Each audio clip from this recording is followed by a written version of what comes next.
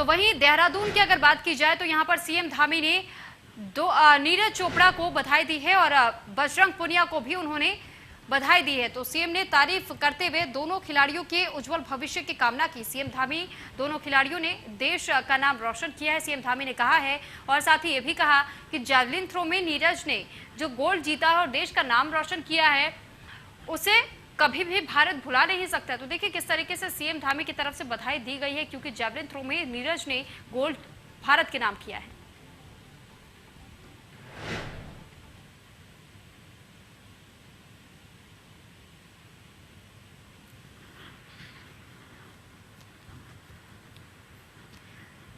तो यहाँ बजरंग पुनिया की भी सीएम ने तारीफ की है। बजरंग पुनिया के साथ साथ यहाँ पर नीरज चोपड़ा का नाम उन्होंने लिया और साथ ही ये कहा कि जिस तरीके से भारतीय खिलाड़ियों ने अपना दमखम दिखाया, अपना प्रदर्शन दिखाया टोक्यो ओलंपिक्स में, ये काबिले तारीफ है। और खासतौर पर जिस तरीके से देखिए बजरंग पुनिया ने भी कुश्ती के अखाड़े में 8-0 से रशियन पहलवान को चारों खाने चित किया और उसके बाद नीरज चोपड़ा ने जो पहला गोल्ड और एथलेटिक्स में एक इतिहास रच दिया, एथलेटिक्स में उन्होंने पहला गोल्ड लाया है भारत के नाम पर। तो ऐसे में सीएम की तरफ से खुशी जाहिर की गई है और खुशी जाहिर करते हुए सीएम पुष्कर सिंह धामी ने यह भी कहा है कि जिस तरीके से खिलाड़ी हमारे देश का नाम रोशन कर रहे हैं और गौरवान्वित हमें महसूस करवा रहे हैं, ऐसे में उन्हें सबसे पहले उन्होंने बधाई दी है और साथ ही साथ उनका हौसला अफजाई भी उन्होंने की है। तोड़ मेहनत का नतीजा है। वहीं सैन्य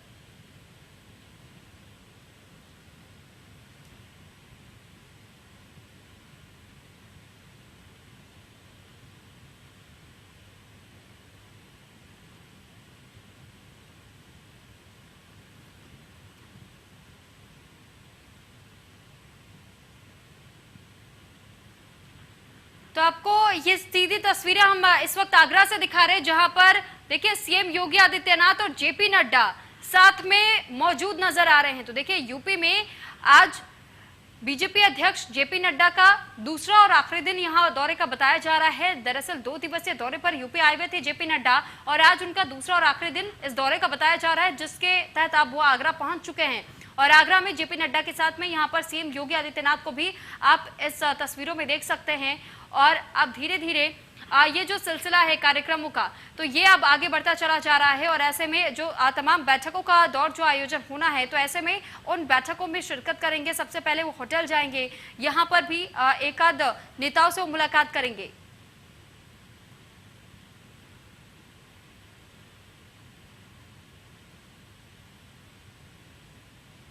और इस बीच एक बड़ी खबर सामने आ रही है। तो ये बड़ी जानकारी सबसे पहले आपको दे दें कि चमोली में रात भर बारिश के बाद फिलहाल राहत बनी हुई है। बद्रीनाथ हाईवे फिर से शुरू हो चुका है। लैंडस्लाइड के कारण ग्वालदम हाईवे अब भी बंद पड़ा हुआ है, जबकि कई राज्यों में अब भी मूसलाधार बारिश हो रही है। शुक्रवार रात से अब तक बिजली गुल बताई जा रही है। तो देखिए लैंडस्लाइड के कारण की वजह से ग्वालदम हाईवे को जो बंद किया गया था वो अभी भी बंद ही बताया जा रहा है और कई राज्यों में अब भी मूसलाधार बारिश हो रही है।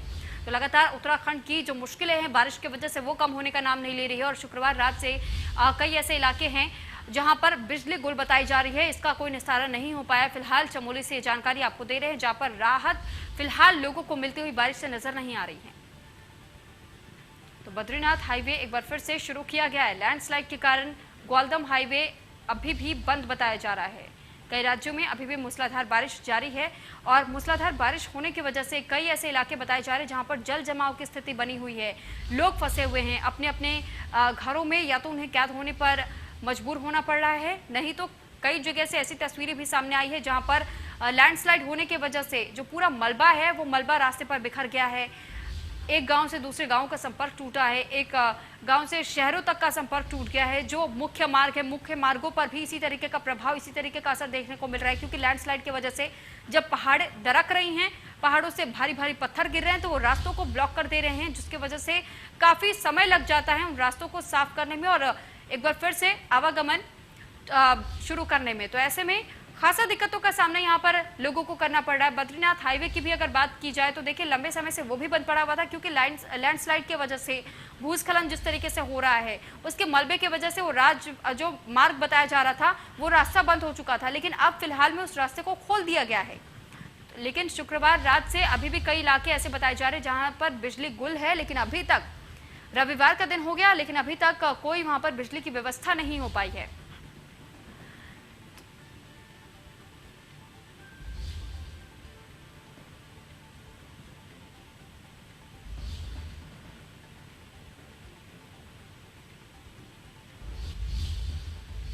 तो टोक्यो ओलंपिक में भारत का नाम रोशन करने वाले नीरज चोपड़ा, जिन्होंने भारत के नाम एथलेटिक्स में पहला गोल्ड दिया, उनके परिवार से खास बातचीत की इंडिया न्यूज की टीम ने। आपको सुनवाते हैं।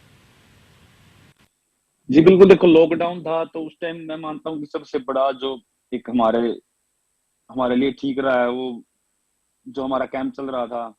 भाई मैं थैंक यू करता हूँ एथलेटिक्स फेडरेशन ऑफ इंडिया की, उन्होंने कैंप कंटिन्यू रखा।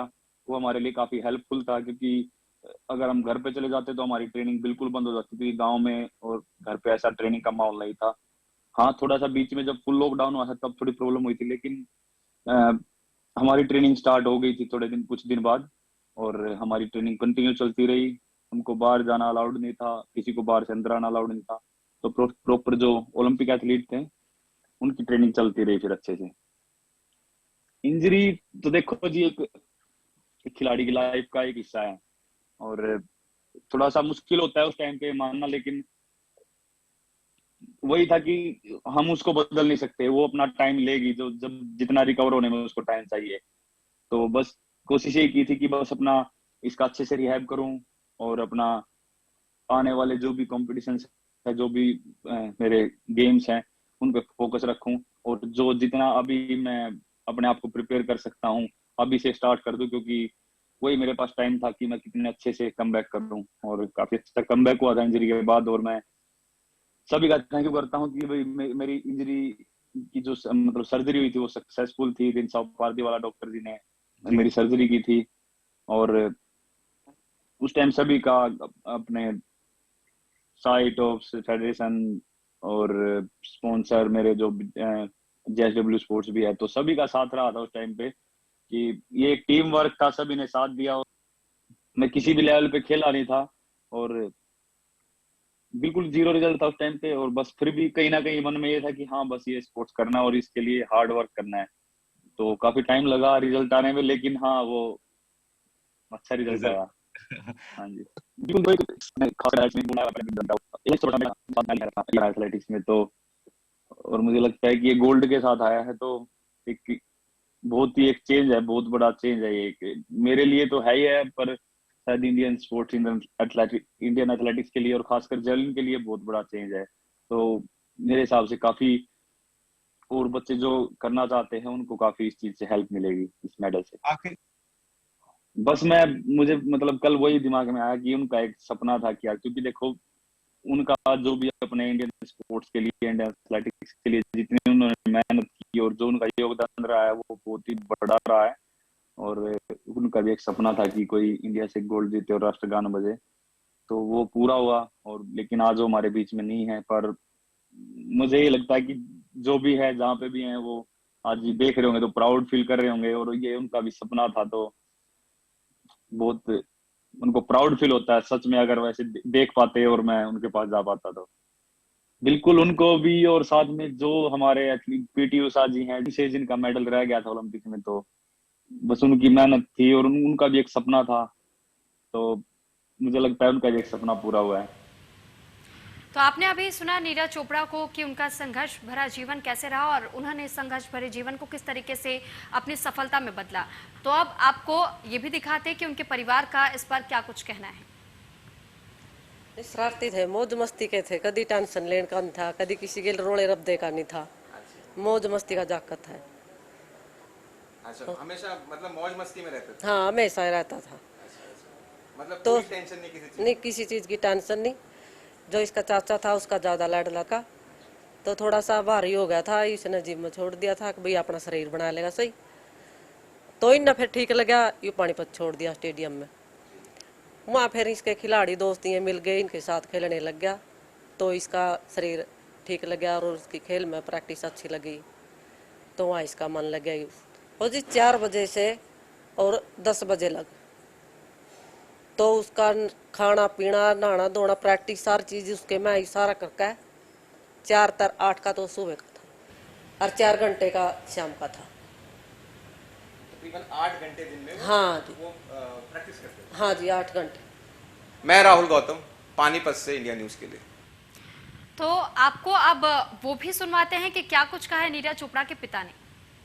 बहुत अपार खुशी है कि उस बच्चे ने जो देश ने उम्मीदें लगाई थी उनके अनुरूप मेडल जीता और बहुत अच्छा परफॉर्म किया बड़े प्लेटफार्म पर, जिसमें अपना राष्ट्रगान बजा। काफ़ी दिन से अपने देश की उम्मीदें थी कि बड़े पोडियम पर जैसे अपना ये ओलंपिक है इसमें अपना राष्ट्रगान बजे तो देश को खुशी हो। जब मैच शुरू हुआ तब आपके मन में क्या भाव चल रहे थे? आपको पूरा यकीन था कि मेडल आज हिंदुस्तान के खाते में ही आएगा? जी, मेडल की उम्मीद पूरी थी, लेकिन रंग का नहीं पता था कौन सा आएगा।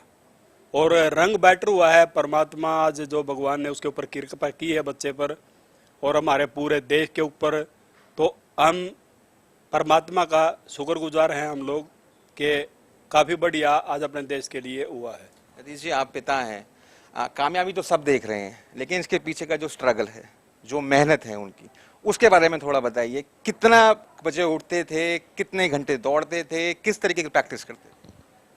जी, सवेरे और शाम का दोनों टाइम मिला के उनकी 6-7 घंटे के आसपास की प्रैक्टिस होती थी।